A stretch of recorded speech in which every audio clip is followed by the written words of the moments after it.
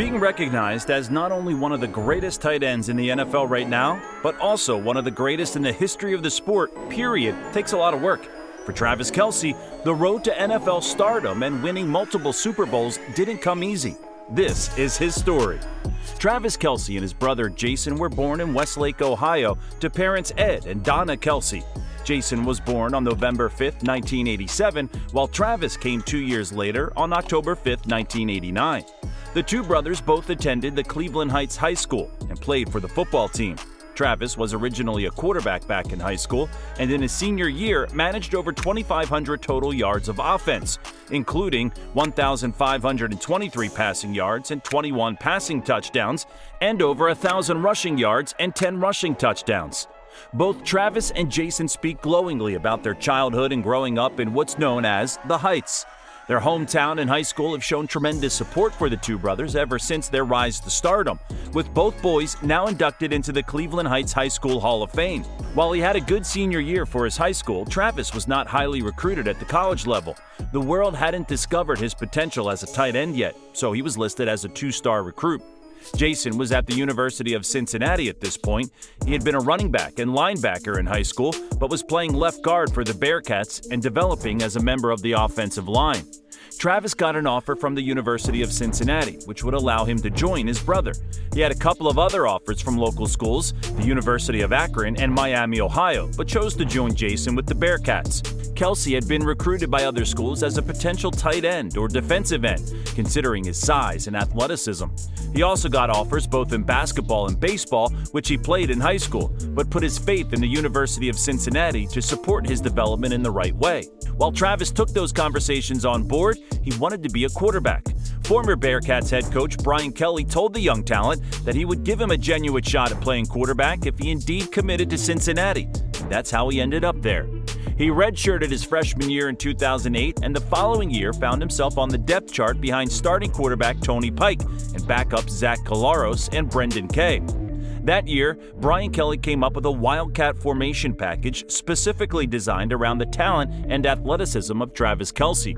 He wasn't going to be the starting QB, but in that package, he could pose a threat either as a passer or as a runner. It was similar to the setup that the New Orleans Saints deployed with Taysom Hill, which gave Travis Kelce an opportunity to get on the field at the college level and showcase his talent. But then things took a negative turn with his career.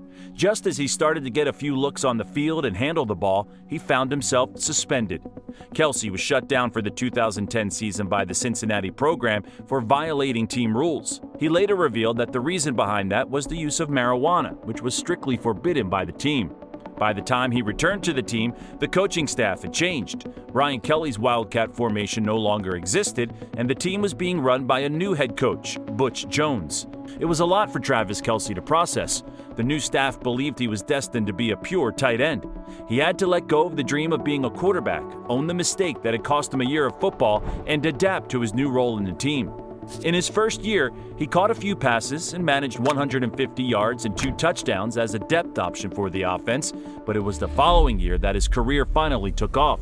He had 45 catches for 722 yards and 8 touchdowns and was voted to the first team All-Big East for the season.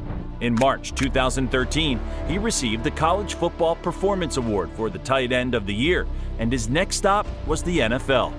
Travis Kelce had always been an outstanding athlete. He just needed to find the right way to nurture that talent and put it on display. His 2012 season with the Cincinnati Bearcats was exactly that. NFL teams had him on their radar, and he was being considered one of the most intriguing tight end prospects in the 2013 NFL Draft. Players who only have 1 year of high-end production often come with questions. Kelce was no different, but the Kansas City Chiefs and Andy Reid called him in the 3rd round, and he made it to the league. Interestingly enough, Andy Reid drafted both brothers. He had helped to select Jason, the older Kelce, as the head coach of the Philadelphia Eagles in 2011, and then in 2013, his first year with the Chiefs, he drafted Travis, the younger Kelce. His first impressions with Andy Reid came in the form of some tough love, too. On draft day, the first time Travis had spoken to Reid properly, he asked him if he was going to screw up the opportunity in the league. He asked Travis to put his brother Jason on the phone and had a conversation with him about making sure little brother knew what he was getting himself into and to fill him in on what to expect from Reid as a head coach. On the Brothers New Heights podcast, Andy Reid had been one of the most requested guests on the show. When they finally got him, he opened up about coaching Travis and what it had been like to spend a decade with him in Kansas City. So for the first 5 years, it was a war. The last 5 years have been unbelievable. He was honest about how cocky Travis was in college when he first met him in passing at a Cincinnati game against Temple, and how watching him mature with the Chiefs had been a great experience. Cocky. Jamie is cocky. Yeah. Deep down, I'm going, if I get my hands on that son of a buck, I'm going to rip his heart out. While Kelce's manner and maturity might have taken some time, he was an almost immediate success in Andy Reid's offense on the field. He had surgery on his knee that kept him from taking a single snap on offense that year, but in 2014, he was ready to go.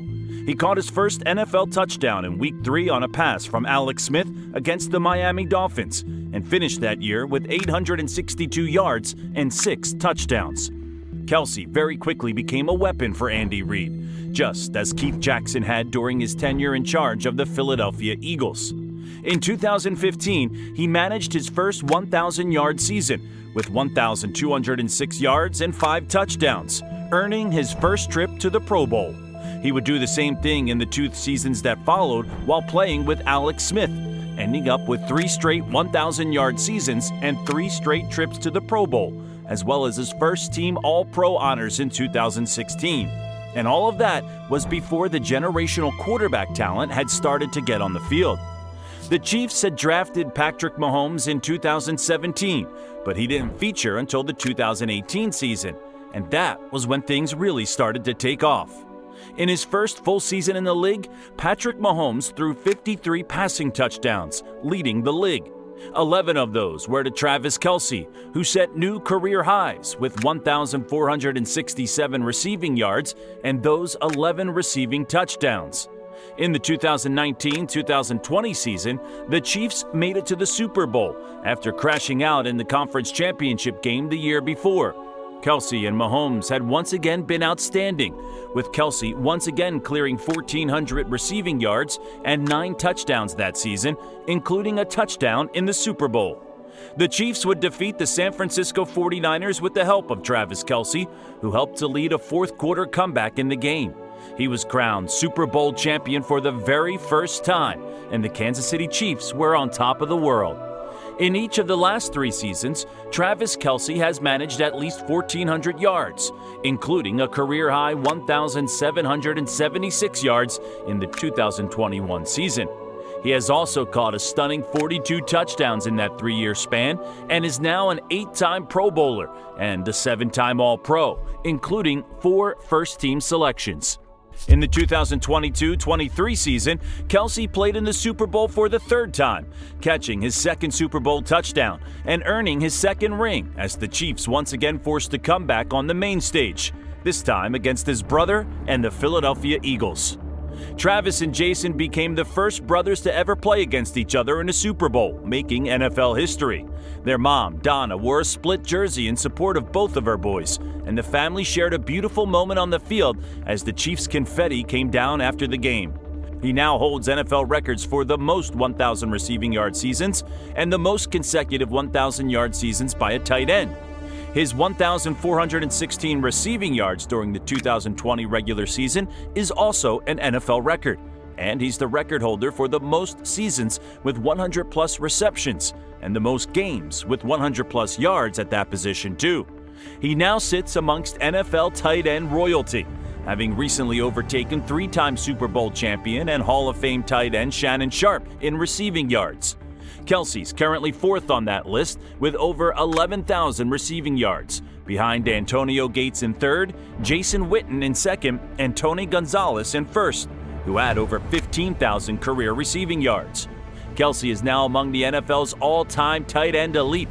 There are only a handful of guys ahead of him in receiving touchdowns, and he has 2 rings to his name already. At the age of 33, he hasn't yet shown a single sign of slowing down, fresh off of his fourth first-team All-Pro selection in the 2022-2023 season that just passed. Being drafted by Andy Reid was a blessing, and the pairing of the two has been outstanding for both sides. There haven't been many guys at the tight end position who have been able to threaten teams vertically down the middle of the field, as well as being immensely productive in scoring and red zone efficiency. Travis Kelce is truly a generational talent, but it's astonishing to think that his potential was almost never realized because he simply hadn't found the best way to nurture it. Now, in 2023, he understands exactly who he is, an all-time NFL tight end who will have his legacy cemented in Canton, Ohio, among the rest of the league's all-time greats. If you like this video, please subscribe and stay tuned for more content on your favorite players and teams. We're thrilled to have you be a part of our story. Thank you for watching The Halftime Show.